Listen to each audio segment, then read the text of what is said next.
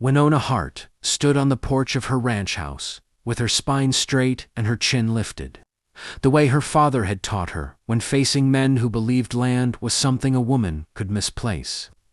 The late afternoon sun washed the Wyoming plains in gold, but there was nothing warm about the three riders approaching through the dust. She didn't need to ask why they were here. Ethan Crowley rode at the front, smug as ever, his hat tipped low and his smile already sharp. He had been circling her land like a buzzard since the day her father was buried on the hill behind the barn. A widowed daughter with no husband, no sons, and several thousand acres of prime grazing land was, in Crowley's eyes, an opportunity. Winona folded her hands calmly in front of her skirt. She'd rehearsed this moment 100 times. "Afternoon, Mrs. Hart," Crowley called as he reined in his horse. Or should I say, Miss Hart, for jaw tightened, but she didn't flinch.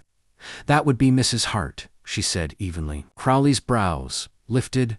"Is that so? Funny folks in town say you're alone out here." "Folks in town talk too much," Winona replied.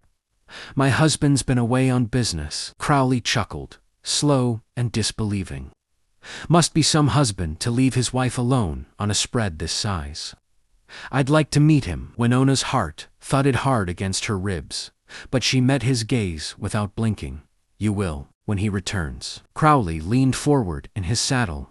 "Because, if you're lying, Winona, the law says this land don't rightly belong to you, and I'd hate to see it fall into capable hands." Her fingers curled into her palm as the riders turned and left her, standing there with the dust settling at her feet. That night, Winona sat alone at the small kitchen table, a single lamp burning low.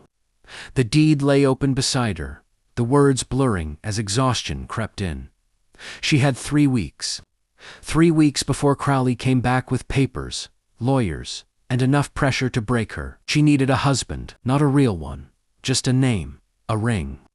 A man who could stand beside her long enough to make Crowley back off. She laughed softly at the thought, shaking her head. "Where am I supposed to find a man willing to pretend to be married?" The answer came the next morning, riding in on a tired bay horse. If you want to hear the full story, click the title below.